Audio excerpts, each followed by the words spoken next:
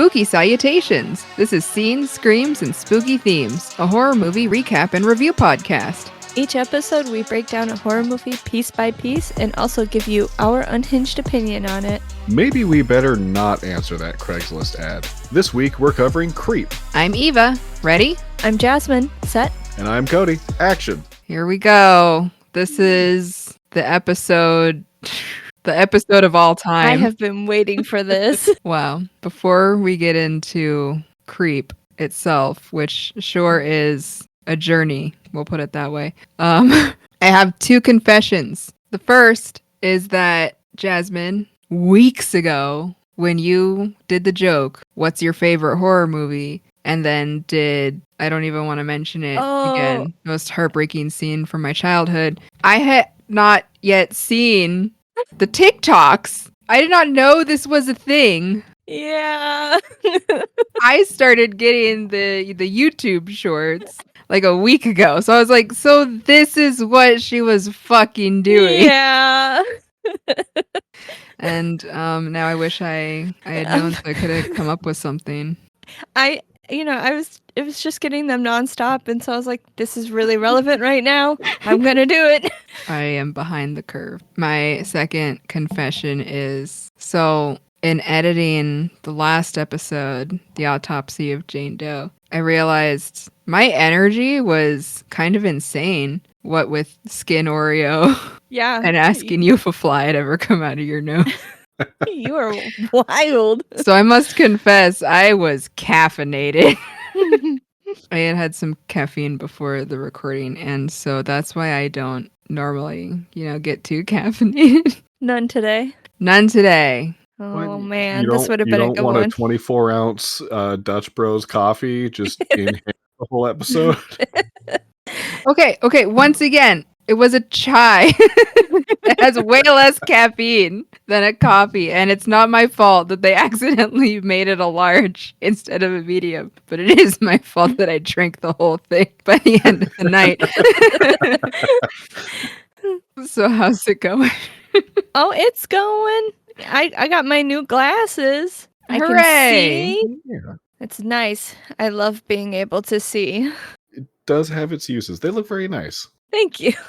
Anything going on in your guys' neck of the woods? I did assist a friend in a little maker's market. So she does I'm trying to think of how to describe it. So they're little shadow boxes of preserved plants and bones and insect specimens and stuff like that. She also does a lot of handmade jewelry. So there was a local event nearby that I got to help out her, and as payment I was allowed to select a few rocks that I thought were pretty. Oh, heck yeah. Nice. Free rocks. I don't have them on hand, but one of them is garden quartz or garden agate, I think it is. It looks really cool. It's like a rock inside of a quartz crystal, so I joke that it has its own display case.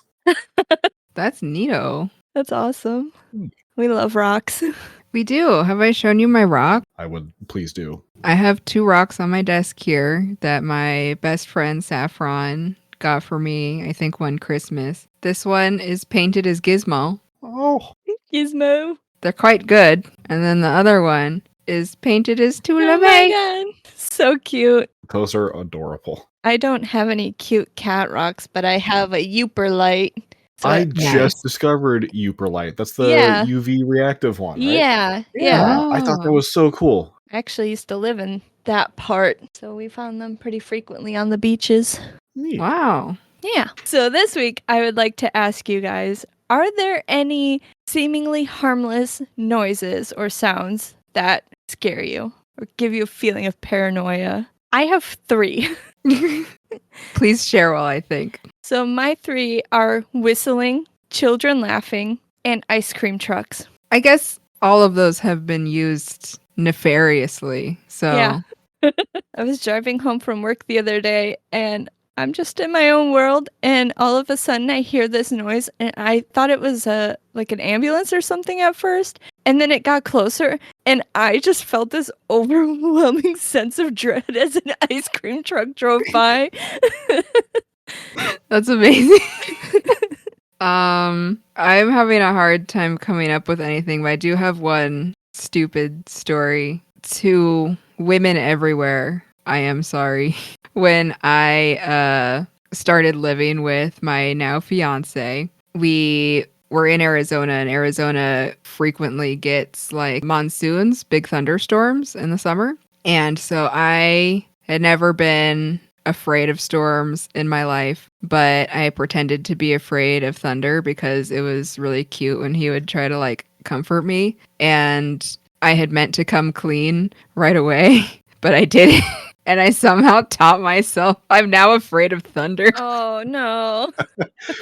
It spooks me, and I didn't used to be afraid. You got too committed to the bit. And I finally did admit it to him. Now we live somewhere that does not get thunder very often, so it doesn't really come up. But There's no going back. those later years in Arizona, like a thunderstorm happened, I'd be like, ugh! And he'd be like, you're faking it. I'm like, but I'm not anymore. He used to. I think that's the first time I've heard of someone like Pavloving themselves into getting a new like fear. That's a new one. Yeah. I am ashamed. I'm kind of impressed, actually. I am too. That's Well, commitment. You know, I've talked about how I've been an animal trainer. What harder animal is there to train than yourself? I did it. You did Good it. job. I don't know if there's any like noises that really actually no, I take that back. This is gonna be a really niche and weird one. If I hear like music coming from someone's house, like they're practicing the piano or you're playing some kind of musical instrument, I don't know why exactly, but it's really off-putting for me. And I just feel like something's gonna go really, really wrong. It doesn't help that lately, when I work night shift, I would get off work and just somewhere indescribable off in the distance, I just kept hearing violin music, Oh, which Yeah. seems like some kind of fey trap if I've ever heard of one. yeah. I feel I like don't know. violin and piano is just, they're the worst, especially at night when you're all alone. When I Yeah. hear a lone guitar, I fear that it is being played by one of those Christian white high school guys trying to impress the gals, and I run in fear. Anyway, here's Wonderwall. We were watching a show the other day. This is completely off topic. And somebody died in this show. And I go, anyway, here's Wonderwall. And Wonderwall started playing. Oh, that is great. They knew. They did. All right. I suppose I can't delay this any further. Nope. This week we covered Creep. So Oh boy. let's start with Jasmine, as it was your pick. Do you have any no spoilers first thoughts? No spoilers. This is honestly one of my top horror movies. I think it's so strange and so unique. Just the way that they do it, and I don't know if you'll mention the budget, Cody, but they had a really small budget, and what they've done with it is really impressive to me. And I really enjoy Mark Duplass, and he's really great in this. He is. I can't deny that. Mhm. Cody, you mentioned you hadn't seen it before. First thoughts? Ooh. Are you okay? Okay. The movie itself is fantastic. I very much enjoyed watching it. I've also never been so uncomfortable on my couch, I think, ever watching a movie before. Mhm. I did not write anything down about the budget, but I'm not surprised to hear that it was very, very small. It was $500. Oh my god. Yeah. That's incredible. But yeah, just the amount that they were able to do with like 2 people and a very shaky camera. Also, yeah, Mark Duplass plays a very, no pun intended, creepy individual a little too well. He does the dead eyes too accurately. Yeah, it is a performance. It's very strong. It is the performance, you could say. Mhm. I had seen this a few years back. I hated it in the way that you're supposed to hate it because it made me feel very uncomfortable. I was very impressed. And then watching it again, I wasn't sure if I'd ever watch it again, but it got picked for the podcast. So on Sunday is when I try to watch the movie, so I have plenty of time throughout the week to write my script. I realized that I had just enough time before dinner to finish the movie. And so my fiance was hanging out with me. So I was like, oh, do you want to, like, you can play games on your DS on the couch while I watch my movie because he's not into horror. And he was like, oh, yeah, sure. So I'm watching the movie and I was like, be prepared to,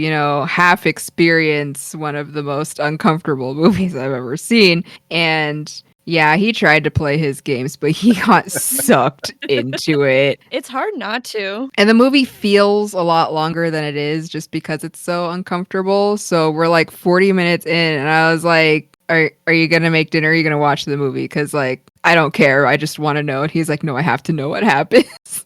So we ate dinner a little late, but it was worth it. And now he wants to watch the sequel since it's got higher ratings. Oh, the sequel is wild. It is really good. I think a lot of people prefer the sequel, and I think I do too, but you definitely, you need the first one in order to fully get sucked into the second one. Yeah. All right.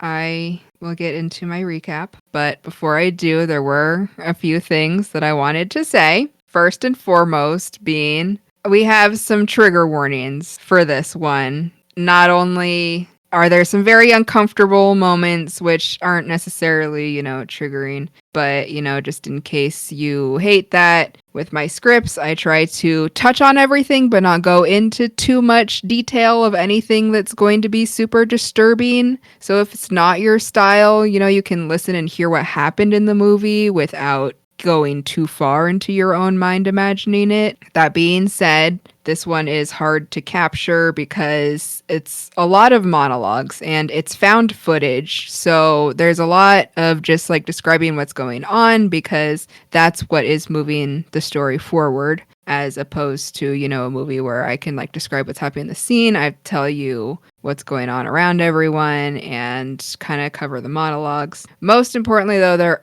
are mentions of sexual assault and some animal stuff. I'm not going to get into great detail. I will just touch on it. And I'm going to give another warning before we get to the worst scene in that aspect. But I just wanted to give the listeners a heads up if that is going to be a problem for you. That is all fair. Please take care of yourself and go ahead and skip this one. Or if you want to just skip that scene, I will give you the opportunity to do so. Also, we haven't said it before, but again, this is a horror movie podcast. I do encourage you, if you have sensitivities like that, definitely look up movies before you listen to these episodes. So if there's anything that you're not going to be okay with, don't expose yourself to that. So please take care of yourself. Again, I'm going to give warnings and we won't get too deep. I feel like I've said that 4 times, but I can't stress enough that this movie is really fucking weird and I don't want anyone to be too disturbed.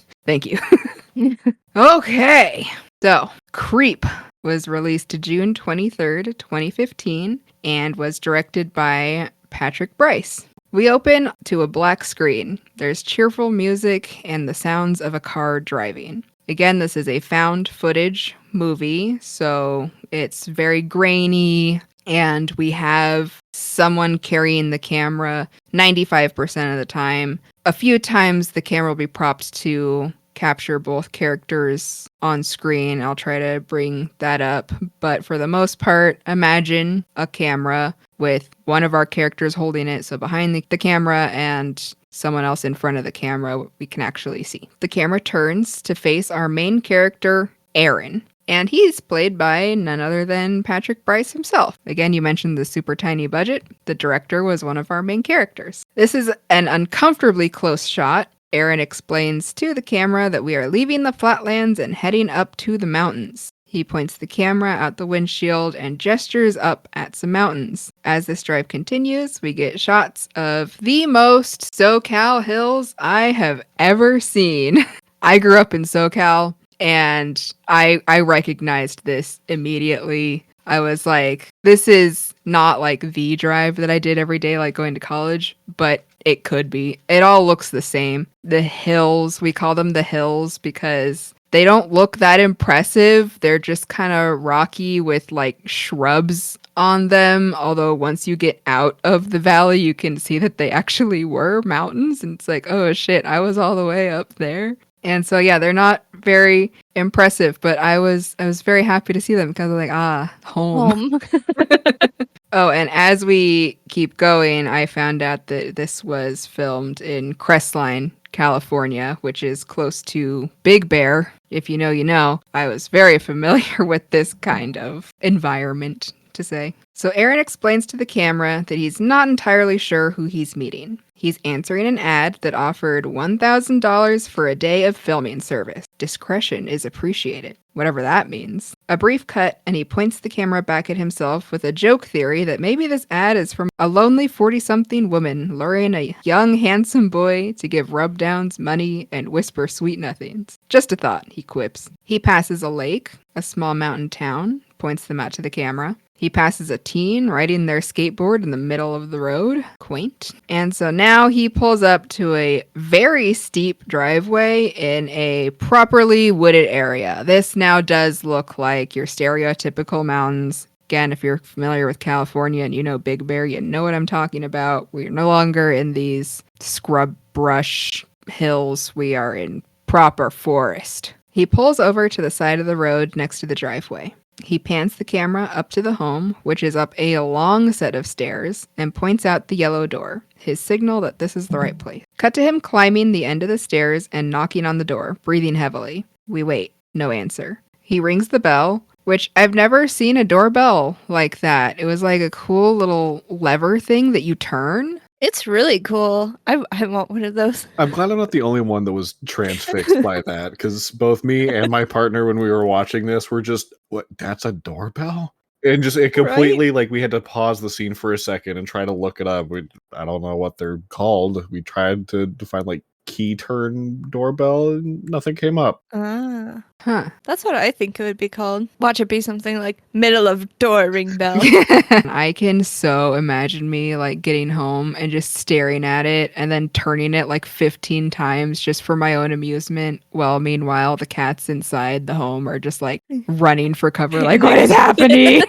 And I'm just like, hee hee, ring, ring. It does look really satisfying to turn, though. I can feel the exact resistance as you turn it, though. It would be perfect. Yeah. Kind of makes this clicking noise. So he rings the very cool bell that we all want, and there's still no answer. Cut to, he has propped up the camera so he can film himself on the phone, a pensive look on his face. He hangs up the phone after a few beats and announces there was no answer, no voicemails. He sighs and looks out over the railing. He moves the camera back to his POV. We see the steep hill that the house is on top of, with his car waiting below. There are large trees, greenery. The ground is like 95% pine needles. You know how it be. He zooms in on a stump with an axe buried in it. Cut to Aaron getting back in his car, saying it's smarter to wait there. Just as he mumbles that he doesn't think this guy is showing up, we get jump scare! Mark Duplass's face peering into his window, saying, "Hi!" He apologizes for scaring him as Aaron rolls down his hand crank window.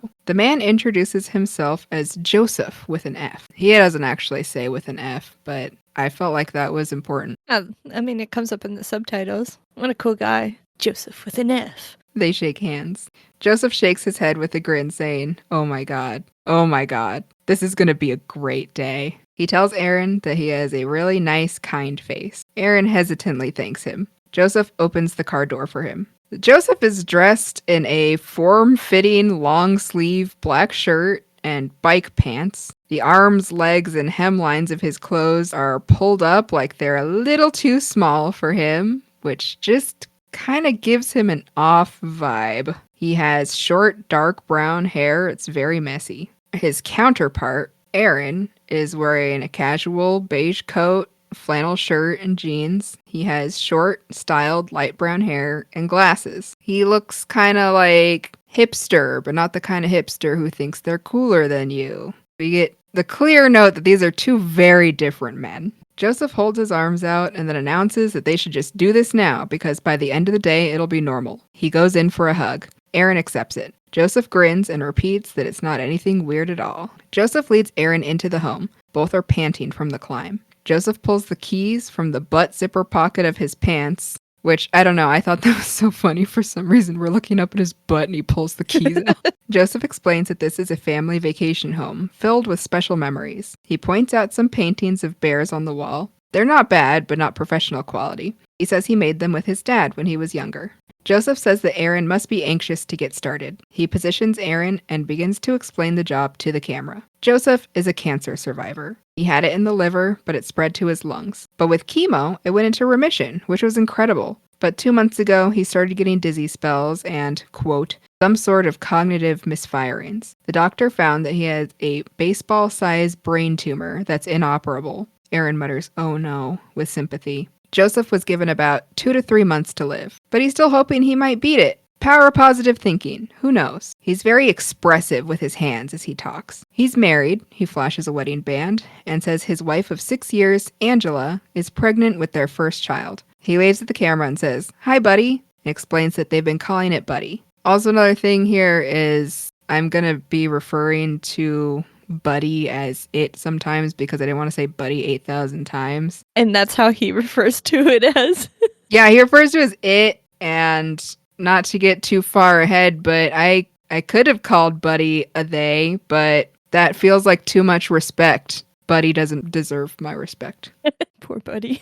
He asks Aaron if he's ever seen the film My Life. Aaron says no. Joseph tells him it's a beautiful, beautiful film. In it, Michael Keaton's character has cancer, so he makes a video diary of himself for his unborn son. Aaron sees where this is going. So, Joseph says, the job is to keep the camera rolling, and he just wants Aaron to walk with him. He's not entirely sure what he's going to do, but he wants to be documented exactly as he is. He doesn't want to be glorified or make himself seem cool. He just wants Buddy to be able to see him for the man he was. He pauses and looks beyond the camera to Aaron, saying he hopes he's up for it. After a beat, Aaron agrees. Joseph grins, repeating, yeah? Aaron confirms, and Joseph goes in for another hug, saying he was afraid that Aaron would run away. Aaron is surprised, but slaps his back. Joseph pays Aaron in advance. Aaron clearly feels awkward about it, but Joseph doesn't want this to be about money anymore. From this point, it's a partnership and a journey into the heart, and he's glad it's Aaron who will be coming with him. He asks if Aaron is ready for this, and holds up his hand for a high five. He's glad it's Aaron who will be coming with him. He asks if Aaron is ready for this, and holds up his hand for a high five. Aaron says, let's do this, and slaps his hand back.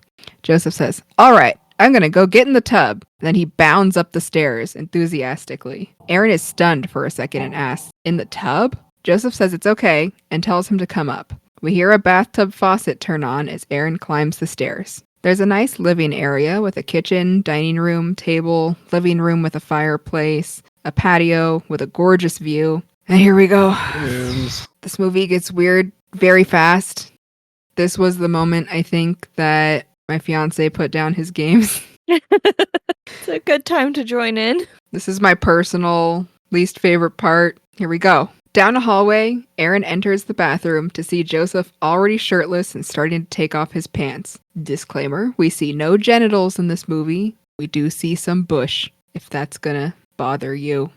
Aaron apologizes, but Joseph says it's okay. He says they'll be going places a lot deeper than this. He makes sure that Aaron is okay with this and then offers him a sandwich. I would take a sandwich. He has his hand halfway down his pants and you want the sandwich? No, Like, you make him wash his hands first. He's about to get in the bath. Yeah, or like I'll go make my own sandwich. Aaron declines. Joseph says maybe when they get out of the tub, then clarifies that he's getting to the tub. Aaron won't be. He then instructs Aaron to get comfortable. Cut to Joseph sitting in the tub. There are candles set out on the rim. He checks to make sure Aaron is rolling, then grins, saying, just checking. I knew you were. He then addresses the camera and Buddy. Welcome to your first tubby. He explains that when he was Buddy's age, he used to take tubbies with his dad. They called it tubby time, and it was the greatest time of the day. Since he might not be able to get to do a tubby with Buddy, he wanted to do their first one right here. He mimes lifting a baby into the tub, holding it over the water. He puts on a baby voice and says, let's get those tootsies wet. He makes faces into the camera as he says, boop, mimicking dunking Buddy's feet in. He mimes sniffing its foot and exclaiming, oh, stinker, stinkeroo. Then he mimes that the other foot smells pretty good. He pretends to eat it. He's growling and smiling. Then he lifts a water bottle out of the tub and pours it over Buddy's head. Ooh, just lean back and close your eyes. He then mimes washing Buddy's hair. massaging its head and making sounds. I hate this. Then it's time for his favorite part. He lays back and drapes a washcloth over his chest, pretending that he's holding Buddy and stroking its back. He glances at the candles and then looks into the camera to ask Buddy if it likes the fire. He relaxes back and says that they'll just watch the fire, the two of them. He closes his eyes. He says softly, "I love you so much." But is he actually talking to Buddy? I don't know. It feels like he's talking to me and I don't want to. Sorry, man. I don't love you. I'm not into it, bro. So I cannot imagine a life where getting in the bathtub with either of my parents was the greatest part of the day. No. Pass. Cut to Joseph still in the tub with the washcloth now covering his face. He shakes his head a little and removes it. He looks at Aaron and says that he can't stop thinking about it. Aaron asks what? Joseph replies, 2 to 3 months, most of which he'll be in pain or at the very least sad. He starts to look frustrated. He says to look at this scene. It's supposed to be a fun, tubby scene. It's not supposed to be sad. He shakes his head, suddenly looking wistful, and says that he can't help but think, why wait? He looks at Aaron. He could end it right now. He could. Without breaking eye contact, he sinks down into the tub until his face is submerged. Aaron timidly asks, Joseph? Then he gets a little worried. He points the camera into the tub and we see Joseph holding his breath. He calls to Joseph again. Jump scare! Suddenly Joseph sits up, yelling to scare Aaron, who screams. He laughs, wiping his face. Then he starts to look worried. He apologizes to Aaron, saying that it was supposed to be a joke. He apologizes again and says he has a weird sense of humor. Aaron says it's okay. Joseph keeps going, saying that he was just trying to lighten the mood since it was starting to get so serious. He asks Aaron if he wants to go outside for some fresh air. Aaron agrees. Okay, thank God we're done with that. No more tubby time. Boy, what an opener. I'm pretty sure the first time I watched this movie, I nearly turned it off after tubby time because I was like, is it going to get worse than this? Because I can barely handle this. Yeah. I stuck in there, and in my opinion, it does not get worse than this. However, There's some interesting things that happen later on. I would say other people definitely would not have the same opinion, and I would not blame them for it in the least. It gets different than this. Yeah. It gets something.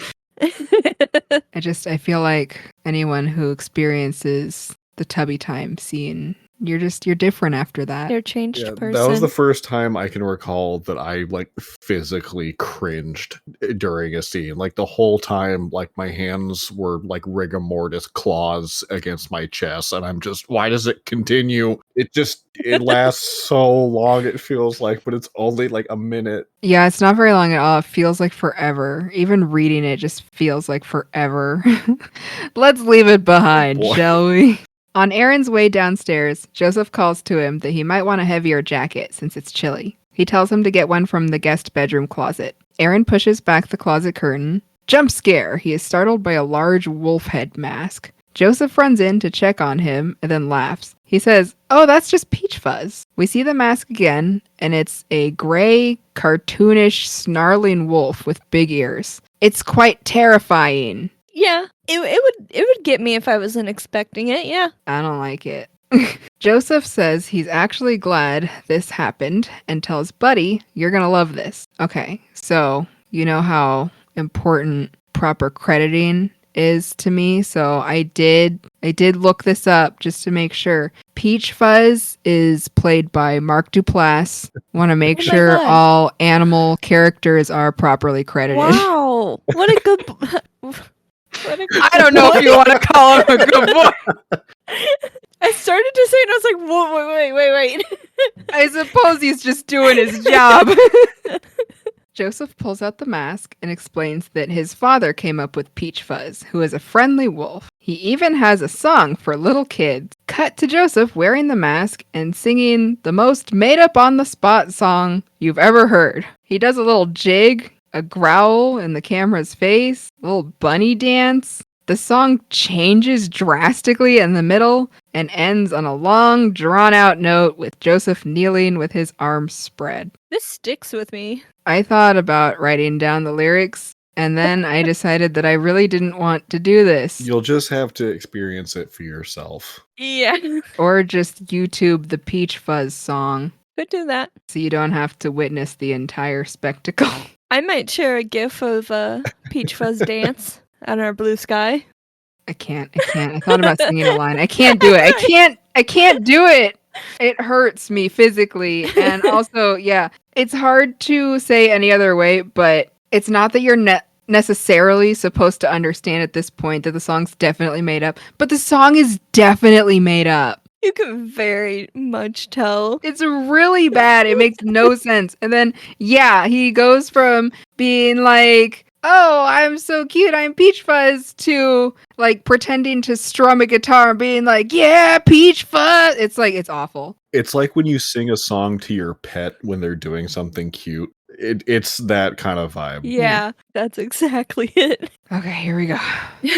Joseph takes off the Peachfuzz mask, asks Buddy, what do you think? That's Peachfuzz. He puts the mask back in the closet and then pulls out matching fur-lined aviator hats. He says, oh look, twinsies. Cut to them driving down a forest road. Joseph calls to the camera and Aaron pans to him driving. He's wearing the hat with the flaps actually tied under his chin. I can't say I've ever seen that beyond this movie. I've seen my grandpa do it once or twice. Not very Using often. the flaps as God intended. He usually just lets them flap around.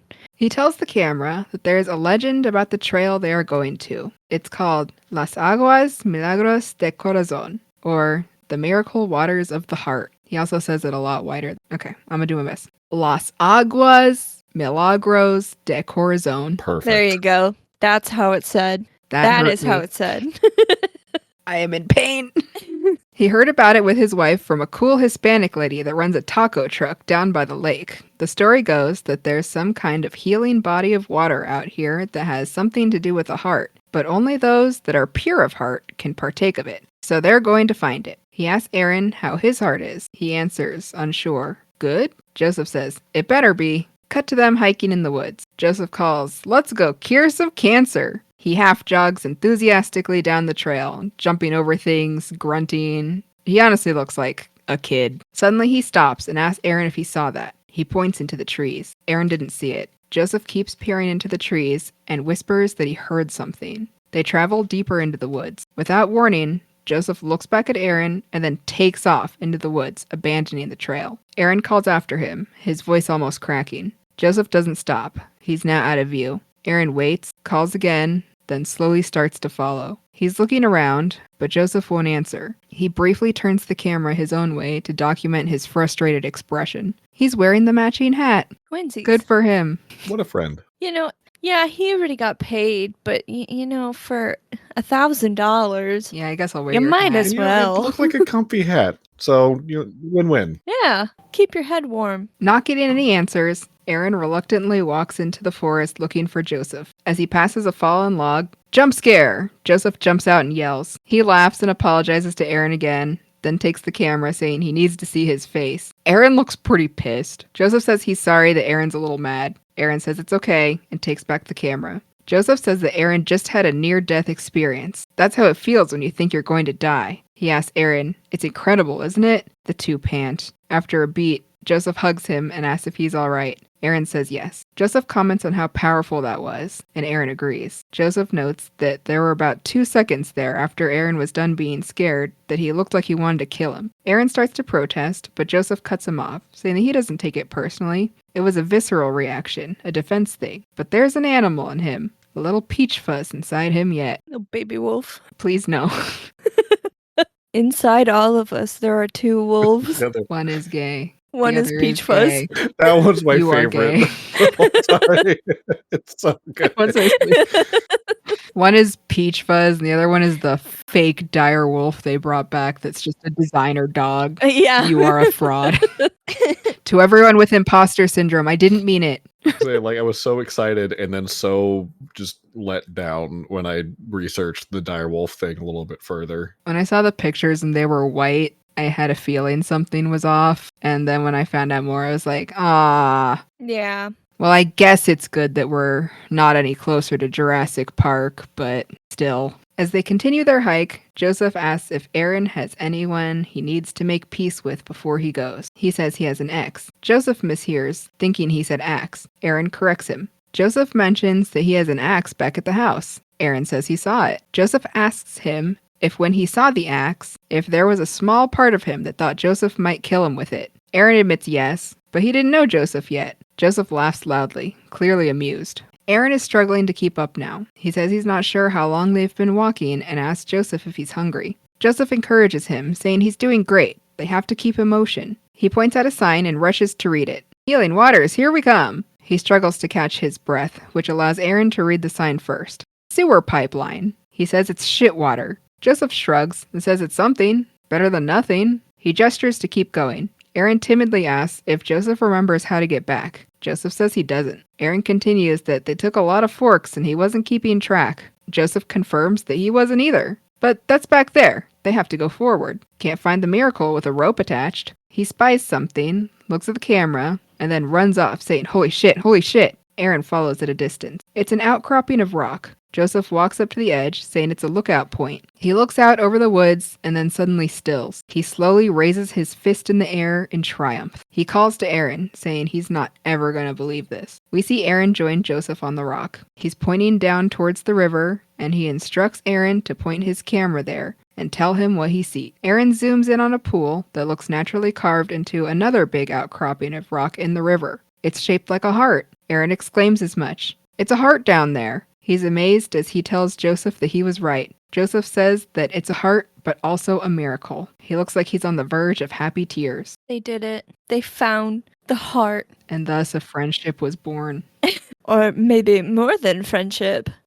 Cut to Joseph filming Aaron hanging off a large branch to dip his toes in the water. He jokes, "Only the pure of heart can be healed. Heal those big old tootsies." We watch Joseph happily whooping and climbing on the rocks. The camera gets propped up so we can see the two men wade into the water. They yelp like it's cold. They hug. Then they anoint each other's foreheads, nose, chin, and chest with the water. The shit water.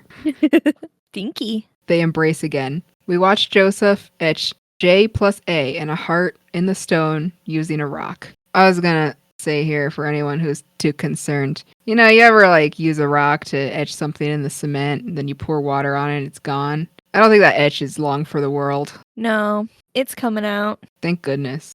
He's whistling the Peachfuzz song. So I guess even though he made it up on the spot, it stuck with him. You can't convince me he didn't. You can't. Maybe he has it written down somewhere and he sings it to himself every night. I wouldn't put it past him, but also... But he made it up initially. And he's like, this is good. I'm going to write this down. Maybe as he kept going, he's like, I've never gotten this far before. Yeah.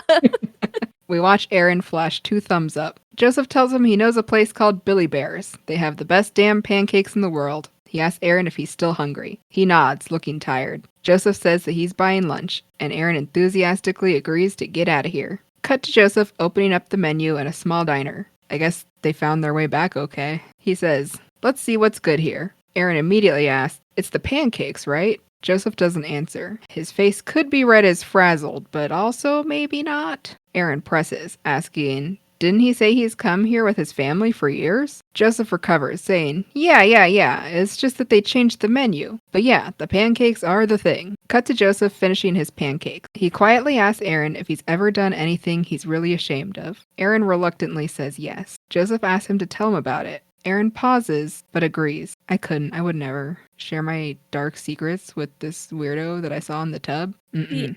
I could, unfortunately, because I tell everybody very embarrassing stories. Not like the story that he's gonna tell. I was gonna say, your deepest, darkest secrets? I tell people that I drank a glass of mud willingly, and now it's out here. I mean, that's actually kind of interesting. Was there I'm incentive? kind of wondering of the logistics of that. I'm not going to lie. How large was the cup?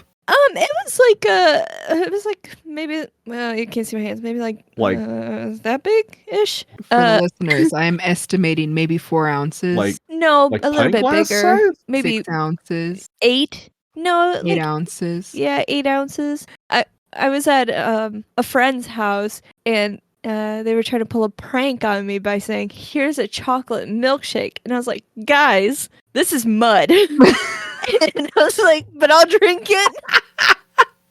And they were like, "No, it's a chocolate milkshake," and I was like, "It's mud. I'm gonna drink it." And so I drank the whole glass of mud. Were you like their hero after that? Or were they like, we got her? I do not remember what happened afterwards. Yeah, good on you. Wow. Congratulations on still being here. Thank you. Thank you. I like the defiance and spite. That's Hell what keeps yeah. me going.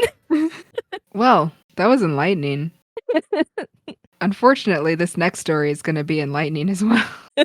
Joseph takes the camera, saying it'll be fun and it'll take the focus off him for a bit. He quips, "Handsome devil," as he focuses the shot on a very uncomfortable looking Aaron. He thinks, floundering, and then tells the story of how he used to pee his pants a lot as a kid. His mom then ordered a device that attached to his wrist and had a wire that went down to his pants with a sensor that would beep if it felt wetness. So, one time he was playing with his friends and he had to pee, but he didn't want to, so he pissed his pants. The monitor went off and Aaron was left laying in the sand with piss all over himself and the monitor beeping. He says that this is the first time he remembers feeling shame. Joseph thanks him for sharing. Aaron nods, saying, yeah. He looks almost relieved to have gotten this off his chest. Yeah, that's more sad than my story. Yeah, what the fuck? It's really kind of messed up.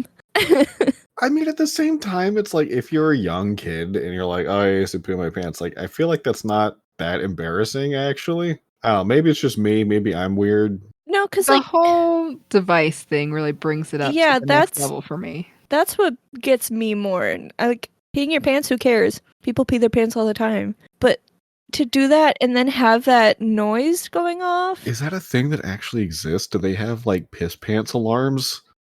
Is that like the next evolution of a leash for your kid? I hope not. These are the things I expect you to look up as the fun facts. I forgot person. to look up the piss alarm. My apologies. I tended to focus on like production factoids. Then can you get an alarm for wetting your pants? For I will pissing do better yourself. next time. You know, we all have to be open to constructive criticism, right? Apologize for not pulling my weight.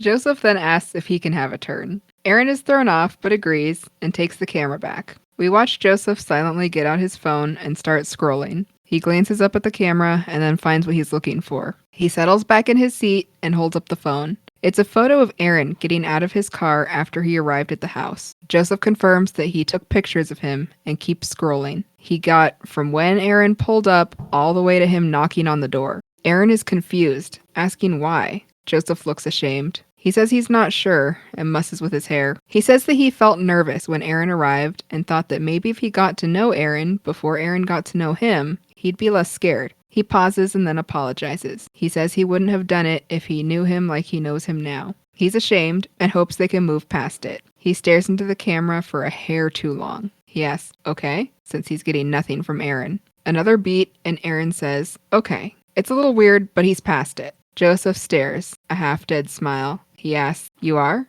Aaron confirms, and Joseph's smile turns a little more real. He thanks Aaron with a twinkle in his eyes. Cut to Aaron following Joseph up the stairs back to the house. Aaron calls out, and Joseph turns around. There's a light directly behind him, so he towers over us, a black silhouette. This is also, if you've ever seen the poster that's commonly on Netflix for the movie, this is that shot. Well, sometimes it's the wolf mask. You know, Netflix is fickle. Aaron tells him he thinks he's going to leave now. Joseph is surprised. He says he was going to pour Aaron a whiskey. Aaron politely declines, wanting to start his long drive. Joseph counters that it's not very long and they should commemorate their day. He feels they should celebrate. He presses, one drink and then he can go. Aaron reluctantly agrees to one drink. He follows Joseph into the house. The moment he steps in, jump scare! Joseph jumps out from behind the corner again. He laughs and apologizes, saying, I keep doing that. He beckons for Aaron to follow upstairs. The two sit at the table with their whiskeys.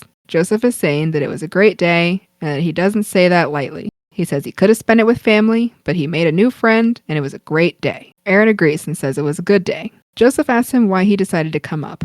Aaron says just that it was a job. Joseph concludes it was the money then. He asks Aaron if he has money problems. Aaron uncomfortably says no. Joseph presses, saying it's nothing to be ashamed of. Aaron protests again, saying it's tough, but Joseph cuts him off, saying that when he was his age, he, quote, didn't have a hoe to row. Do you row with hoes? I mean, I thought you like dug with Not- I hose. think you hoe with hose. Yeah, it's not in the way that you're thinking of. Like, you're not taking a hoe onto the water like a canoe paddle. Do you like hoe a row to Yeah. plant? Yeah. Oh, okay. Yeah, Okay. pretty much. Yeah, it's a weird phrase, but it kind of makes sense. Nope, yeah. He says that it took a while for him to accumulate the wealth he has, and he's actually accumulated quite a bit. He says that he's been thinking about it all day, and he wants to give Aaron money. Aaron stammers a polite decline. Joseph asks why everyone is so uncomfortable with money. If Aaron had an excess of food and Joseph was hungry, he'd give it to him.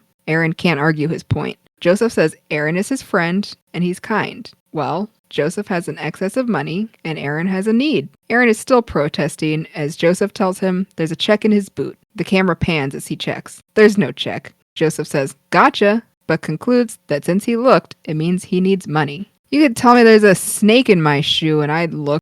Yeah, I'm still gonna look. I like snakes though. Yeah, if you leave a snake in my boot, I won't be There's a upset. snake in my boot. Someone told me there's a snake in my boot. I would probably just be scared of accidentally squishing it. Yeah. I'd be like, what kind is it? Who's in there? Joseph wants to help. Aaron is still flustered. Joseph cuts him off with a toast. They cheers, "To us." And Aaron downs his whiskey and gets up. He grabs his jacket, and Joseph asks if he's leaving. He says yeah, and Joseph suddenly bursts out, "I lied to you." Aaron stares with the camera at him. Joseph is covering his mouth like he's ashamed. Aaron finally asks what he lied about. After a long beat, Joseph replies, "Peachfuzz." He asks Aaron if he tells him something, can he promise not to tell another living soul? He needs to get something off his chest before he looks pointedly at Aaron. Aaron tentatively agrees. Joseph tells the camera that this is only for Aaron, not for Buddy. He asks Aaron to sit down and turn the camera off. Now. Aaron says okay and walks to the table. All right, here is my second disclaimer. This is probably other people's most uncomfortable part of the movie. Sorry. Sorry, Gizmo also Did he wanted to pick up provide again? disclaimer. Yeah. Yes. He's He has in some the strong fucking living feelings. room. Jesus. That's incredible. This is why when he has anxiety, he wakes me up at night because he's so fucking loud. I was giving the disclaimer, wasn't I? Yep. Yep, so sorry.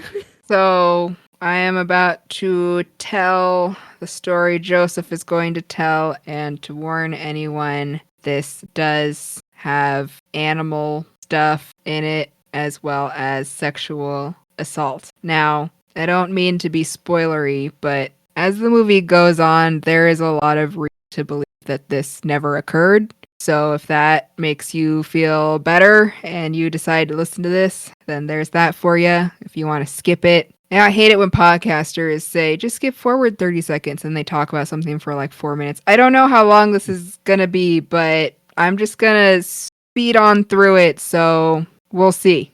All right. I do not want to tell this story, but it is in the movie and thus I will. I cut out anything that seemed to be an unnecessary detail. And so here we go, the short, sweet, and to the point version. The screen goes black, and we hear the men, muffled. Joseph asks if the camera is off, and Aaron says yes. Joseph launches into a story. He did something bad 4 years ago. He noticed that the internet slowed down at his house. A coworker suggested maybe the browser history was full, so he went home and checked it. He saw horrible things. Pornography, mostly animal pornography. Only he and his wife used that internet, and he knew it wasn't him. He confronted her, but she denied it. The lie caused them to drift apart. One weekend, they came up to this cabin, but he got called into work, so he left her there. But he wasn't actually called in. He went to the store and bought a wolf mask. A few hours later, he came back, put on the mask, and broke into the house through a window. Angela was asleep, and he tied her up,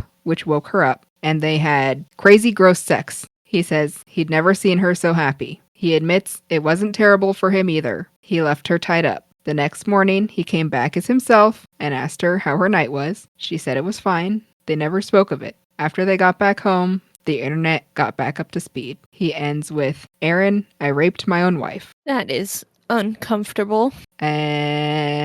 Gross. That doesn't sound like a healthy marriage. No. I thought of a funny theme month idea. It's called Therapy Might Have Helped. Therapy might have helped. Therapy With might this have helped one? here. Yeah, it might have. Therapy probably would have helped. And so, cut and not a moment too soon to Joseph summing things up to Buddy on the camera, saying, I love you. Aaron cuts him short, saying, that was good. Joseph seems confused. It didn't feel good. Aaron insists they got it. He gets up to grab his jacket again. Joseph is still unsatisfied with his ending. As Aaron picks up his jacket, he looks back at Joseph and asks if he's seen his keys. Joseph thought they were in his jacket. No. His jeans? He pats them. Not there either. Aaron walks around the room, agitated. Joseph still wants to do another take and asks Aaron if everything is okay. Aaron just wants to go. Joseph gets up and walks to the stairs. He calls, Aaron, did I freak you out with my rape story? Shockingly matter of fact. Just throwing it out there. Ugh. No, not at all. That's not what, put me off. Nothing. No. It's pretty much all I can say. Aaron denies it. He comes back up the stairs. Joseph asks why he's in such a hurry, touches his arm, and offers that he could stay the night. He has beds, there's whiskey, it's a long drive. Aaron cuts him off, saying he needs to go home. Joseph gets frustrated, standing close. I had a special note here. So I wanted to make a note of how Mark Duplass is shorter than Patrick Bryce, but Joseph is really like commanding the room in this moment as he like steps into Aaron's space and like he just does a really good job here. And I thought it was very impressive given the height difference. So I looked up that height difference and found out that Mark Duplass is 5'10", which is, a little bit short for an actor. And Patrick Bryce is 6'6". Jesus. I was stunned. I was like, and they even they made the camera angle so that he doesn't quite look an entire head taller than Mark Duplass, but clearly he is. Holy crap. So, yeah, that's a very tall man. And that was not the number I was expecting. Right? I had to check 2 different sources to see if that was right. And now, granted, they weren't the best sources, but also, who's going to lie about that? That would be a weird lie. And, you said that Mark was going to be short, and I was like, oh, short king, under 5'5". And then you said 5'10", and I was like... No, that's like normal ass height. Really short?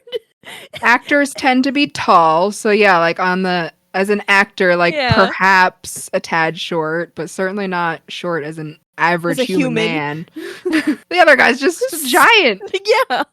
Good Lord, I'm 5'10". Good God.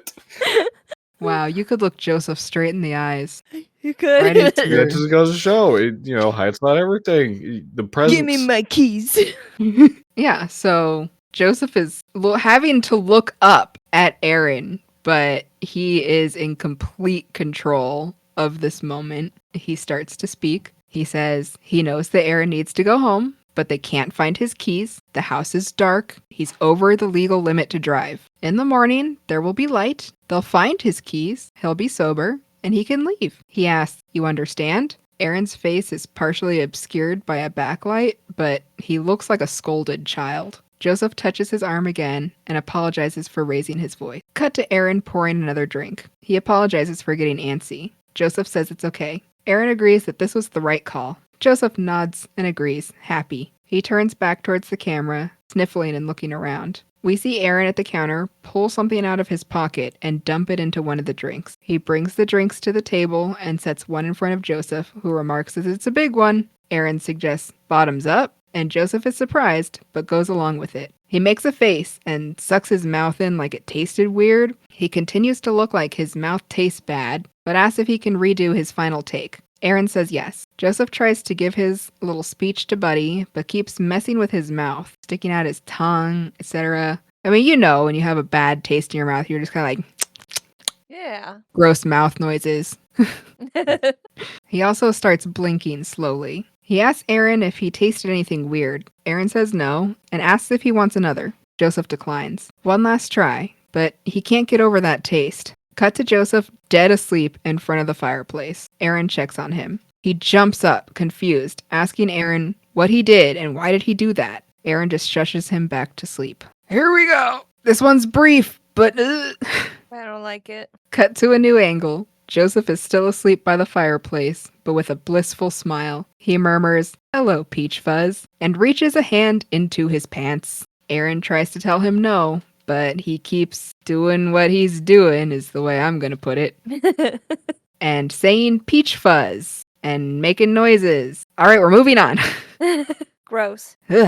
Cut to Aaron moving the camera. Joseph is suggesting he come lay with him. He murmurs, "I love you so much. I'm so sorry. Stay up all night," and then goes back to snoring. Aaron creeps up next to him, waves a hand experimentally, but gets even louder snores. He starts to reach into Joseph's pocket. He shifts, rubbing his face, but goes back to sleep. Aaron gets the jacket pocket unzipped and pulls out Joseph's phone. As he's going for the next pocket, the phone rings. Aaron grabs the camera and goes back to the bathroom to hide. He answers the phone, but with a whisper. A woman's voice answers back. Aaron asks if it's Angela. She asks for Joseph, but he says he's sleeping. She asks who this is. He says he's Aaron. Her husband hired him to film for the cancer. She asks where he is. He says the house in Crestline. She asks where, but then sighs. She tells him that he should just leave right now. He asks what the fuck is going on. She says nothing, but he should leave the house and he'll be fine. He whisper yells that he's trying to leave, but he can't find his keys. She tells him to give her the address and then walk out and keep walking. He asks if he's in danger. She says that her brother has problems. Aaron is confused. He asks if Joseph is her brother? Her brother has cancer? She doesn't answer, just repeats that he needs to get out.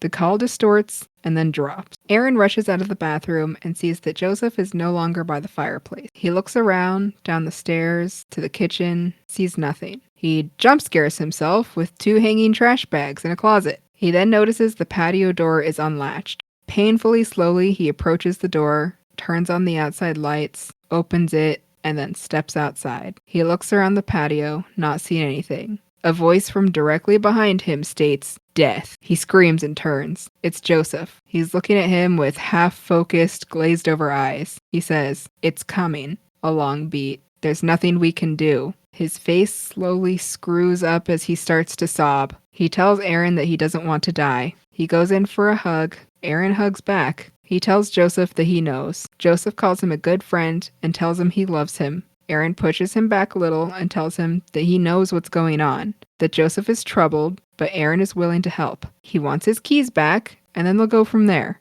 Joseph looks stunned. Aaron starts to say that he talked to Angela, and Joseph runs inside and down the stairs. Aaron walks back in very slowly. He descends the stairs, 1 step at a time, and sees Peachfuzz blocking the door. Peachfuzz, played by Mark Duplass. This joke keeps me sane. Aaron asks Joseph to let him go. The mask snarls back. Aaron asks if he's going to let him go. He shakes his head no. Aaron asks why he's doing this. No answer. Is he just trying to scare Aaron? A slow nod. Aaron says that he's terrified, so Joseph has won. Joseph starts to growl in the mask. Aaron asks Joseph to step aside and let him go. Joseph growls louder and starts gyrating against the door. I did not enjoy the motions that. No. No, it's very uncomfortable. Aaron yells at him to stop it repeatedly, but he growls louder. Aaron screams "stop it" one last time and rushes towards Joseph. We see the two make contact, but then the screen glitches and cuts to black, the sounds of thudding as the camera falls. Cut to a static shot of the woods. Joseph walks into view, hunched over as he drags several large heaping trash bags up the hill. He sets them down and walks out of frame again. He returns with a shovel and starts digging a hole. He's quite bad at digging this hole, I just want to say. So bad. It's going to In take his him defense, weeks. He is Yeah. standing on a hill, and I know the exact type of dirt he's trying to dig in. It is tough. It looked pretty dry. There's a lot of roots in there that you Yeah. can't see. I don't know. That's true. His first couple shovelfuls were like purely pine needle, and I'm like, you didn't try it all. There's no dirt, it's only pine needle. Just scrape at the ground first if that's what you're gonna do. We watch him for a bit, then the video pauses. We hear Aaron's voice. It was a video playing on his TV, being recorded by his camera. He turns the camera back to himself to explain. After their scuffle, Joseph ran off. Aaron had to get his car towed, but he's back home and had written this off as a weird thing that happened. But a few days later, he got this video. It resumes playing on the TV. Joseph just digging. So Joseph knows his address. He's not sure what the video means. He supposes that Joseph is digging a grave. He guesses that the bags are supposed to represent a body, chopped up. Is it supposed to be him? The video ends and cuts to static. Aaron declares that he's just going to get rid of the DVD and pretend it never happened. He throws it away in an outside garbage can and states, "That's it." Cut to Aaron turning on his camera at night. He's in bed and starts with, "Maybe that's not it." He rubs his eyes and explains that he's been having weird dreams all night. He describes it. It's him and Joseph at the Heart Rock, but it's a hot tub. Joseph is wearing the Peachfuzz mask, but Aaron doesn't think it's weird because he's wearing a baby wolf mask himself. They drink wine, and then Joseph leans over him and pours the wine over his head. Aaron looks down and realizes that he's a baby, and Joseph is giving him a tubby. The water is weird. When he reaches up, his hand is covered in blood. He mutters that it's such a weird dream, and he has to stop thinking about this guy. He flops back over in bed. Yeah, that's horrifying. Thanks, I hate it. And thank God we didn't have to see that tubby time. Oh, good lord. The tubby time to end all tubby times. Yeah. Cut to a daytime shot. A large box labeled Fragile is on the doorstep. Aaron says it was just delivered. He notes that there's no return address, so he can guess who it's from. We watch him drag the box into the house and to the couch. He sits, contemplating. He kicks and hits the box a few times, just in case. Can't blame him for that. Honestly. Then he finally opens it. He pulls out a kitchen knife, then another DVD. We see him put the DVD in and then sit on the couch, still holding the knife. Since our POV is on Aaron, we don't see the following video, only hear Joseph's voice from the TV. He wants to clear the air and apologize for the last video he sent. He says it was manipulative and a bit of an emotional response, but in his defense, he wasn't quite in his right mind because Aaron had drugged him. Gizmo, I swear to God! He did find the empty Benadryl bottle, but tells Aaron it was a pretty cool move. So the way he sees it, they're even, but he wanted to send a present just in case. He assumes that Aaron found the knife. Clearly he did find the video, but there's a third element. Aaron pauses the video per Joseph's instructions and digs into the box. He pulls out a little wolf stuffed animal, wiping packing peanuts off it. He sits back down on the couch with it, looking absolutely bewildered, and plays the video. Joseph says he loves wolves because they love deeply, but they often don't know how to express it and, quite frankly, murder the things that they love. This is not true. This is wolf slander. I was gonna say, definitely not. No. I don't know what gave him this idea, but I am here to tell you it is not true. Also, I just wanted to point out the look of pure confusion on his face is so perfect. He pulled off that look so incredibly well. Like, I couldn't stop laughing the whole because he's holding the knife in one hand and the remote in the other, and he has no idea what is going on. It's really so good. great. Yeah. It's so good. He has to carry the scene because we can't see the video that he's watching, and he just does a fantastic job. Inside of the wolf is a beautiful heart, though it can be misguided and can murder things. This wolf reminded Joseph of Aaron, that moment where he got scared in the woods and there had been murder in his eyes, but it was baby murder. Joseph encourages Aaron to embrace his inner wolf, so he should take the wolf, but more importantly, he should take the knife, and don't be afraid to murder it, quote, because when you stick a knife in something, and you gut it, and you really dig inside, I don't know, man, there's all this beautiful stuff, end quote. Beep. Move, now. Burn your house down, just in case. Run. The most disturbing thing a stranger who knows where you live can tell you. Hey, look at that red flag. Beautiful. It's I don't see anything. no, he's colorblind. Oh man, what's that really good BoJack Horseman quote? It's when you look at the world through rose-colored glasses, the red flags just look like flags. Mm-hmm. That's Aaron. Somehow wearing rose-colored glasses. I don't know how, man. Joseph reveals there's a present inside the wolf. The video ends with a "see you soon, buddy." Aaron turns it off and examines the wolf. He picks up the knife and then decides against it, puts it back down. He finds a hole in the wolf's stitching and reaches inside. He pulls out a heart-shaped locket with some stuffing clinging to it. When he opens the locket, it plays a little song. His face falls even more. He brings the locket to the camera to show that it has a picture of Joseph and one of himself inside. The outside is engraved, J plus A forever. Time to call the cops. Cut to Aaron replacing or reinforcing his locks while holding the phone up to his shoulder. He gets up in excitement as someone answers. I can only imagine the wait time as he was fixing his door and all. Oh, yeah, it must have been a really long time. He says he's reporting a violent domestic incident and a stalker. He paces and says that he's not sure how dangerous this man is, but he's creepy. And Aaron is starting to fear for his life. He thinks the man's name is Joseph, but he does lie a lot. He doesn't know a last name or where he lives. They met at the cabin, but Aaron later learned it was just a rental. He has no way of finding or contacting Joseph. He exclaims there must be something they can do. Can't they try to get fingerprints or something from the locket or knife that were sent to him? He sighs and says, well, I'm glad you're taking this seriously. You've been seriously unhelpful. I'm sure I'll be sleeping soundly tonight. What are the police good for? Nuttin'. In terms of stalkers, they're definitely useless. They never do anything until the victim is dead. They don't do shit. If you have something, they'll maybe get you a restraining order, but then they won't enforce the restraining order. Yeah, that doesn't really do a whole lot in these sort of cases. And then they tell the other guy, oh, don't do that. And, Yeah. and you just get murdered. It's not a great system. But first, they make sure to ask you if you did anything to entice them. Exactly. Yeah. And Yeah, what it's you the were first wearing. step. Yeah. Yeah. Don't forget. That's very important.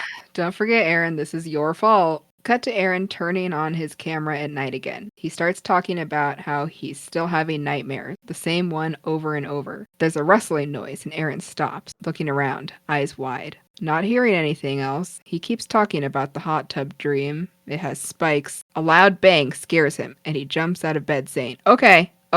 He turns on all the lights in his house and grabs his knife. He calls into the house, asking if anyone is there. We can see him through the bedroom door in the main living space. Not hearing anything, he starts to explore the house. As he exits our view, we see Joseph standing at the front door. He stares inside. The door is mostly made of glass panes. Also, why would you not have your curtains drawn? I know. Just wide open. It made me so uncomfortable and upset. I, unfortunately, am one of those people where if I'm driving or walking by a house and the curtains are wide open, I always take a peek. I like seeing what people are watching on TV. Yeah. What's good these days? Close your curtains or blinds, people. I can't remember, but I don't recall him even having blinds over that door, which is a serious I don't think the door misstep. had anything. It's made of glass. It didn't. I thought it was like some kind of like pull-up blinds that were just like contracted at the very top of the glass pane. I could be wrong. But his windows, those aren't drawn either, so... Yeah, they're just propped open. They got the little curtain hooks and everything. God. I mean, on the one hand, he is doing something that horror movie characters don't always do, which is turn on all your lights and grab a weapon. And yet he's still making mistakes, though. Also, who sleeps with their bedroom door open? It's like I right used there to. by his head. I was going to say, okay, well, my cat require the door to be open. I don't even go to the bathroom with the door closed anymore for fear of them ripping up the carpet. Lily will scratch on the door for like 10 minutes straight until it opens. It's really bad. I literally only shower with the door closed. And that's why we have this contraption. They hate it. I mean, at least that's a valid reason. He's just by himself in his little tiny house. Yeah, condo? he doesn't have a tiny a royal little demon.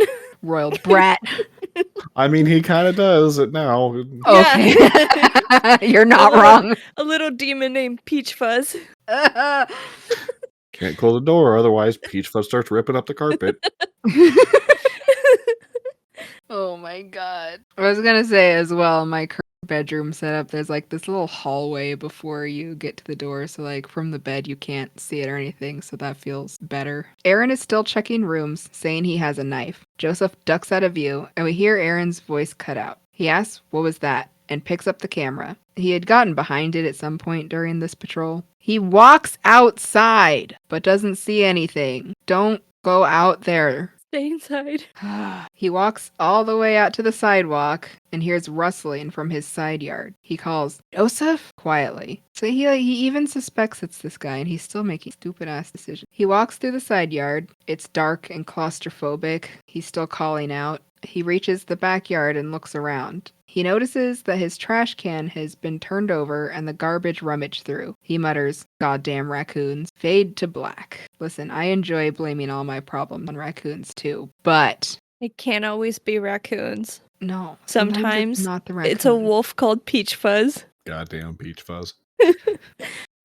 Hello, my name is Peachfuzz. That's all you're getting out of me. Cut to the camera switching on. It's still night. We're looking at a sleeping Aaron head on. Someone picks up the camera and pans it over Aaron's body, all the way down to his feet, then back up to his head. They place the camera back on the nightstand. We watch Joseph's hands come into frame. He has a large pair of everyday scissors. One hand sifts through Aaron's hair, selecting a lock, which he then snips off. Cut to black. Cut to Aaron pointing the camera at his window. He says the last few nights have been relatively normal. He walks up to the window to show the screen has been cut through the protective bars and there is a DVD labeled My Last Video. Until this. The window is right next to his bed and Aaron is freaked out. This implies that he had several days to check that footage and he didn't. Yeah, like what was he recording for? Like, did he not like go back and look and be like, hey, what was that thing that I thought I saw? Oh, let me rewind the footage. Oh, hey, there's a guy outside my door. Seriously. Yeah, you would think. Also, oh, look at that. He got into my house. But I won't check the footage. Why would you not check the footage? That's not important. We watch him put the DVD in. This time he sits with the camera so we can watch. Joseph is sitting at the lake near the Crestline house, speaking to Aaron. He holds up the For Aaron video and says that he gets this. You get a grave digging video and you throw away, that's fine. He holds up the locket next. But this was hurtful, because he made it for Aaron, and it was representative of their friendship, the bond they made at the Heart Rock. He gestures towards the woods. So when Joseph found it in the trash, he was heartbroken, and it sent him into a little spiral. He admits he had some inappropriate and wrong thoughts about what he wanted to do to Aaron and himself. He says this was a red flag, and he thought a lot about it, and he realized that Aaron was right. They aren't friends. Their relationship was based on Joseph's lies and bullshit. He apologizes for it. He wants to be done with it. So this is his attempt to be truthful and honest. He's not sure he's capable, but he's going to try. He struggles with his words, saying he doesn't know how to explain. He's always been like this. He's been pretending his whole life. So then at one point he decided to be an actor, but that didn't work because it wasn't real. He can only get off on it if it's real. He saw doctors, and some of them said he was crazy, some didn't. He tried medication, but it didn't help. Now he's in a terrible place. He burned all his bridges. He has no friends, doesn't talk to his family. He has nothing, and he needs someone to talk to. He hopes that will be Aaron. He knows Aaron has no reason to trust him, but he hopes Aaron's kindness will be huge, and he'll give him a chance to talk to him, at least to explain himself, and then he'll never have to talk to him again. But at least they'll have closure. So he'll be at Lake Gregory tomorrow. He pans the camera to show it's a public place with wide open space, completely safe. He tells Aaron that he promises he doesn't need to be afraid of him at all. He just wants a chance to show Aaron who he really is, the truth of him, because the truth is that he's a lonely, sad person who really needs a friend. And Aaron is the only chance he has. Aaron turns the camera back on himself. He looks conflicted. He asks what the hell he's supposed to do with this. He stares at the video, then scoffs and turns away. He points the camera at the video and says, "Look at him, he's so sad." And Joseph is doing the sad version of that white people half smile, half grimace that you make at somebody when you see them in the grocery store and you don't actually want to talk to them, but you're like, "Oh yeah, I see you, buddy," and then you make that face, but this is the sad version. I hate that I make that face unintentionally all the time. For fans of the American version of The Office, it's the face that Jim makes in every single interview. Yeah, kind of looks like a frog, that face. A little bit. It's the facial expression that you would do when you say, "Welp." Right before you slap your thighs. Yeah. Cut to a shot of the lake. There are houses on the other side. On this side, there is a bench facing the water next to a tree. Aaron is telling Joseph, via the camera, that he's here. He's got him, but he's filming it, and his phone speed dial is set to 911. We hear him exit his car. The camera is clearly set up to point out of a window. We watch Aaron walk up to the bench and look around. Not seeing Joseph anywhere, he sits down on the bench. He hears a chainsaw and looks around again, but relaxes. There must be some park workers or something. He settles into a comfortable position and looks out on the lake. We see a man in a coat approach him from behind and stand a few feet away, staring at him. It's Joseph. He has an axe. We watch him pull the Peachfuzz mask out of his jacket and put it on. He just watches Aaron for an uncomfortably long time. Then he reaches for the axe. He approaches Aaron with it, gets in range. I'm reading this really slow because it happens really slow. Swings the axe up above his head and holds it there. All going on too long, and Aaron never notices. Joseph swings the axe down and makes direct contact with Aaron's skull. He slumps over. Joseph goes to swing again, but the video pauses. Joseph turns the camera around. He tells Aaron, via the camera, that it keeps getting better. The first time he watched this, he thought it was smart that Aaron filmed it and put his phone on speed dial, but why didn't he look behind himself? It seemed dumb to just sit there, but then he realized why. It's because Aaron is the greatest person who ever lived. No matter what Joseph did to him, Aaron believed he was good and that he'd do Aaron no harm. And that's why Joseph will always love him and why he'll always be his favorite of them all. He looks back to the video and grunts in pleasure. He shows us the footage again. Aaron's dead body. He says, "It's all okay. Not a care in the world." And then Joseph's face pops into view. He's screaming in the video and behind the camera for a final jump scare. That one got me. I hated it. It was so loud. It was really loud. It was a good one. Yeah. I just keep doing that. Fuck you.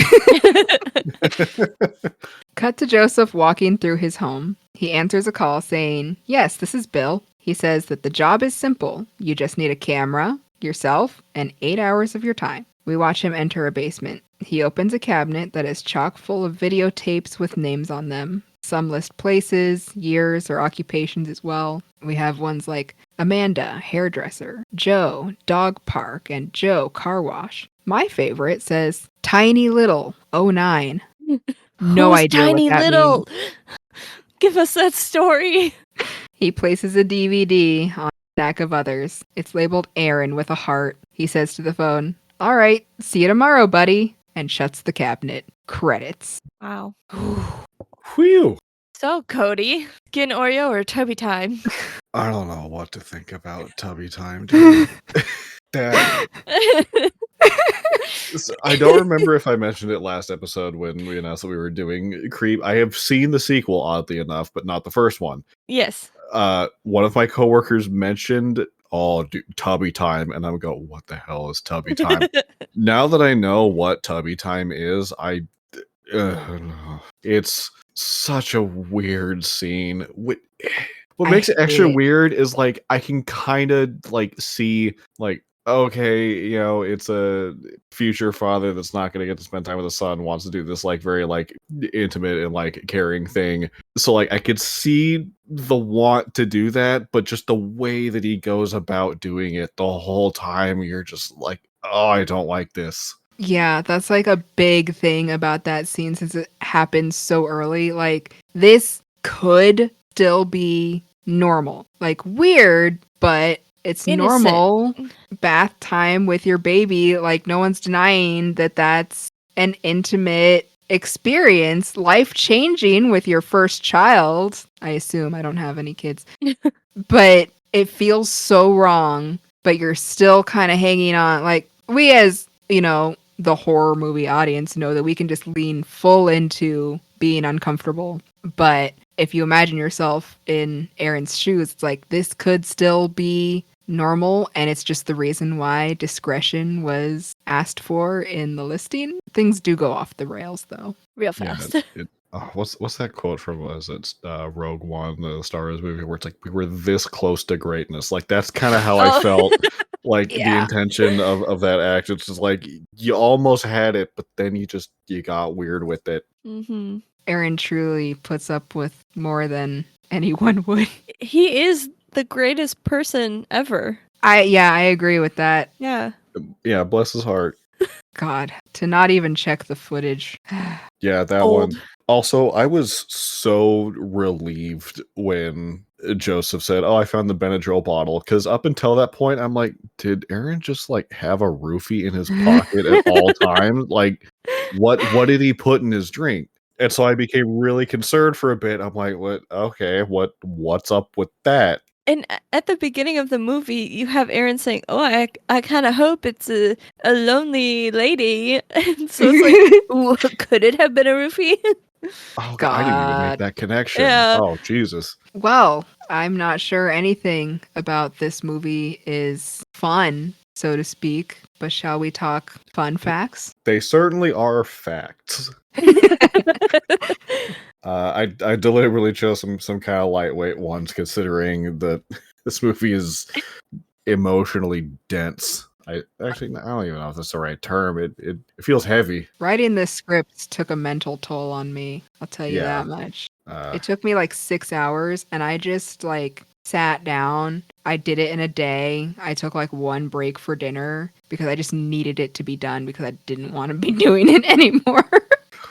Oh, speaking of dinner, so we got lazy and we ordered pizza, and then once it arrived, I'm like, oh, we gotta watch the movie anyways. Here's a perfect thing we could watch, and then we started plating up during the tubby time scene, and I'm Oh like god. almost Oh my taking a God. bite, like I'm hungry, but I can't. No. In good, no. Okay, so I just had to sit there and let my plate sit on the table Yeah. for a minute and go, okay, we're done. Cool. It's the worst timing I could have picked. Anyways, on to facts. Facts.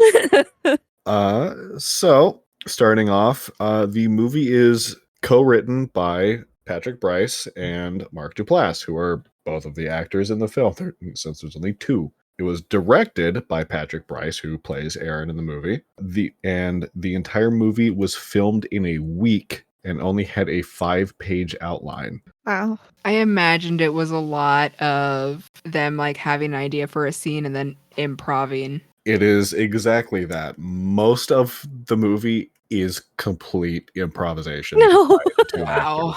actors. What? So as the production was going on, they kind of just winged it, and they would kind of refine the process and go back and forth on how they wanted each scene and see what worked, what didn't. So as a result, there are multiple endings that were originally filmed, and according to Mark Duplass, there were about 10 to 12 versions of each scene that they kind Wow. of went back and forth on.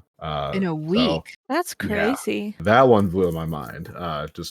Within a week. Yeah, the $500 budget that you mentioned, I believe it 100% because I'm sure they just grabbed any old camera and then they kind of just probably had to rent whatever property they were filming on. It works really well for a found footage type of film too, the smaller budget. You just give somebody a camera and it's like, all right, go on. It did feel like a passion project for sure, but Mhm. yeah, they executed it really well. You said Absolutely. wherever they were at. I did happen to find, I was looking up to see if it was SoCal. They did rent a house in Crestline, like they said in the movie. And I believe I saw that at a later date, Mark Duplass actually purchased the house or condo. And so he owns that now. Wow. Nifty. It is a Yeah. cute little property. It is, yeah. It's about that? beautiful. Win-win. Hey. No one else wants to live there. I could imagine quite a few people would want to immediately go and rent that place out because of this movie. Set up some candles, take a bath. Just watch the fire. I can tell you that as a result of this movie, a lot of people did highly seek after one product, which is the Peachfuzz mask, which is the Forum Novelties item 59449 Nightwolf mask. Which I'm not going to go looking for this. I'm not. It wouldn't do you any good. They are either sold out everywhere or several $100s on eBay. Yeah, that I tracks. guess I'm safe. So good luck finding one. In the monologue he gives, since I was cutting out details, I didn't say this. He says that he got the mask at a 99-cent store. And I was like, no fucking way, dude. Make it believable. Say like a Halloween store or something. This mask is more than 99 cents. So yeah, the most recent eBay listing that I saw was about 700 and change. Wow. So good luck. Any memorabilia seekers, wish you the best. Wow. Yeah. Speaking of Peachfuzz, that was the original working title of the movie. It was scrapped and moved away from since we don't get context for the name Peachfuzz until a good chunk into the movie, and they didn't want to confuse viewers and have them try to figure out what Peachfuzz meant and miss a lot of the details in the first, few sections of the film. And, Creep yeah. work. Creep is good. Yeah, I don't Creep know is if I very would have good. had as much interest in Peachfuzz as I did Creep. There's so much more to him than just Peachfuzz. That's a bad part. That's not good. Yeah. But yeah, Creep works perfectly well. I think that sums him up perfectly. And lastly, the voice of Angela on the phone is played by Mark Duplass's actual wife, Katie Asselton. That's nice. Yeah. That's lovely. Hey babe, can you do me a really big favor? We don't have enough money to hire somebody to do this phone call. You think maybe you could do it? I'll buy a pizza. I'd do it. All right. Well, thank you for the fun Yeah, facts. for the facts. The facts.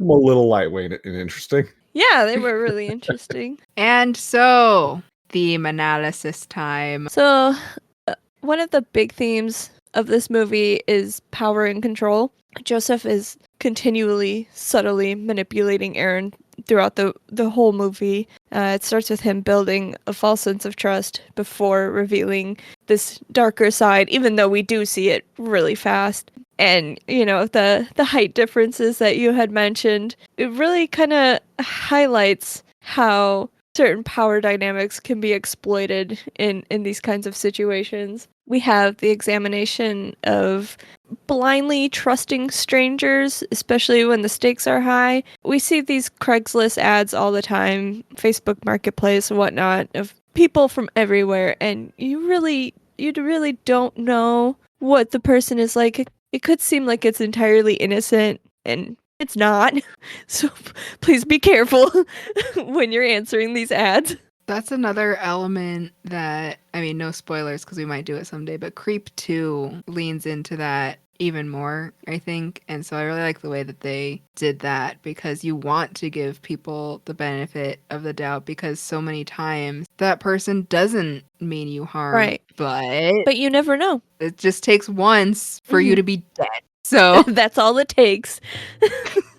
I do have a small story about that, pretty much that exact thing. We moved last fall and I needed a lot of cardboard boxes because we didn't have any. And a friend suggested that I go onto Facebook Marketplace and try to find free boxes there. It went swimmingly, like I got everything that I needed, but there was one that I remember where it was a woman who lived alone, messaged her, and she's like, yeah, just come on over around this time. And I get there, I knock on the door, and then she introduces herself, opens up her car and her front door and leaves both completely wide open. And she has a bunch of boxes in the back of her minivan and says, yeah, just take however many you need. And then leaves screen, front door, and car completely unattended. And I'm just sitting there going, ma'am, you have no idea who I am. Please, please be more guarded. Yeah. Yeah, you really have to be careful. Be smart, people. Yes. Like, I tried to be as quiet as a dormouse the entire time. I'm like, I want to appear as non-threatening as humanly possible, but I guess I don't have to because she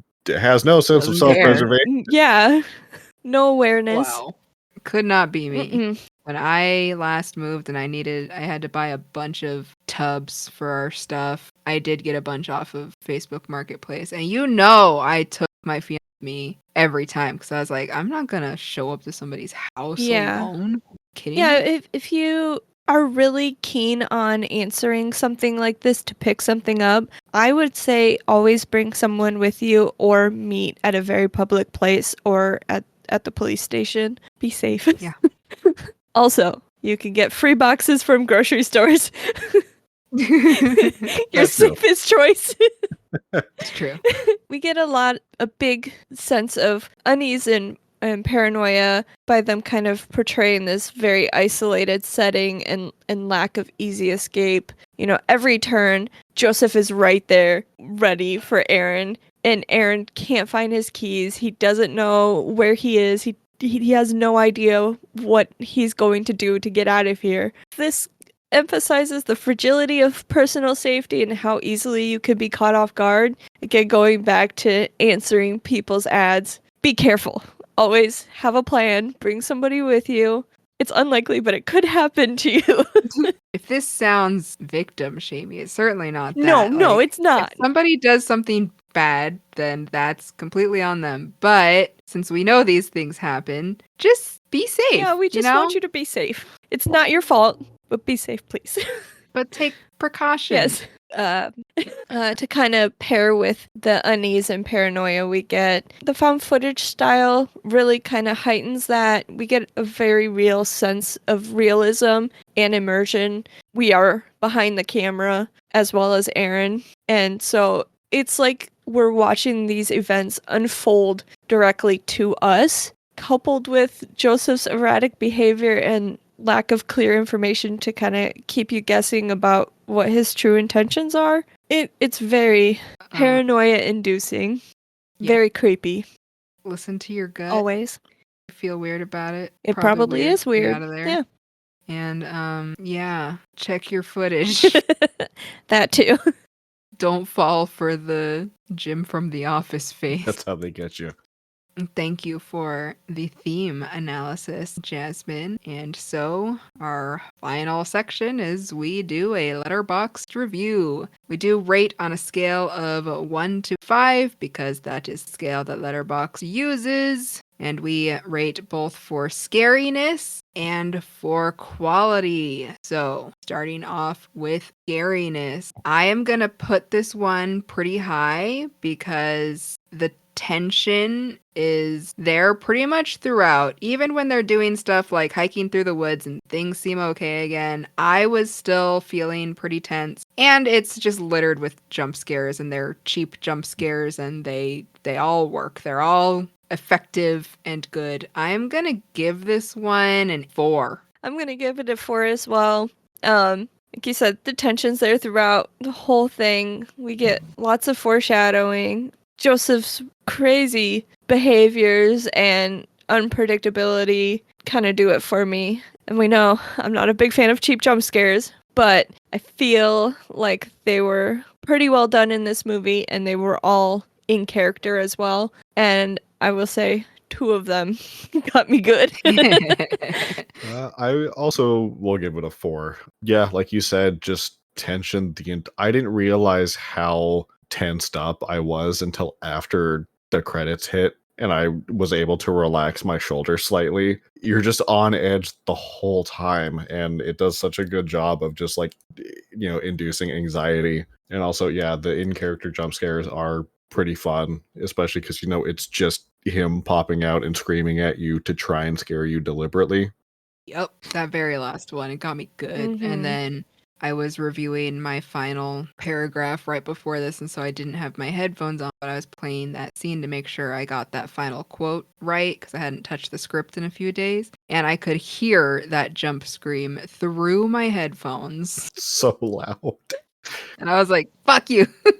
And so moving on to quality. So this was made on a super small budget. It very much does feel like a passion project, but one that is done well. And one thing that I didn't say before, the pacing is really interesting because that first section of the movie up until Escape, when you're watching it, it feels like over an hour. And it's not. It's closer to 40 minutes, and you still have a decent chunk of movie left. And then that chunk of movie is paced really well. So when you're sitting here watching this movie, it feels like a 2-hour movie, and it's only an hour and 15 minutes. It's almost a relief when we get that shot of Joseph dragging up those trash bags. Now, I thought they were too full and puffy to actually be body parts. But for a second, you're almost like, well, if he's dead, at least it's over.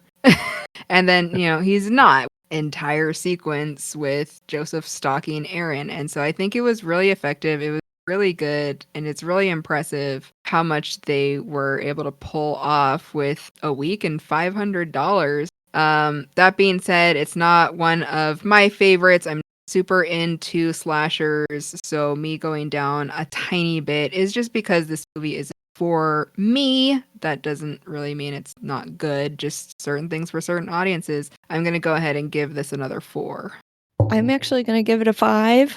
I'm just so impressed with the $500 budget and a week's worth of time. They have 12 different cuts of each scene, and both of them just knocked it out of the park with their acting. And this movie has stuck with me for such a long time, and I think about it so much, and it's definitely one of my favorites. So I am a little biased. I like to forget about it, but that's just me. I will never forget. It lives almost rent-free in my head. I am also going to give this one a 5. Normally, I'm not the biggest fan of found footage films just because I see a lot of the same tropes in them, but this one either completely subverts them or just does them so well that I didn't really mind it. Every scene is purposeful and just adds to the tension. And then, yeah, I guess you can call it the payoff at the end was a very nice tie-up that I wasn't not expecting, but also wasn't sure anymore. Mm-hmm. The sheer amount of his victim, pretty impressive. Yeah, as well. it was a A little lot. shocking to see. The fact that he had more victims, not a surprise. An entire cabinet full of them, big surprise. Yeah. I did really like how you saw a lot of VHS tapes, and then there was a clear, like, newer section of DVDs. So I'm like, okay, so he's keeping up with the times. He's staying current with technology. He's been doing this for a long time. That was a very nice detail. Mm-hmm.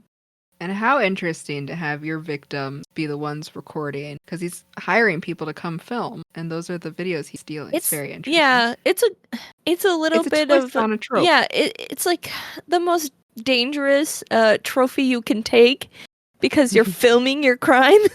Yeah. There's no doubt if you get caught.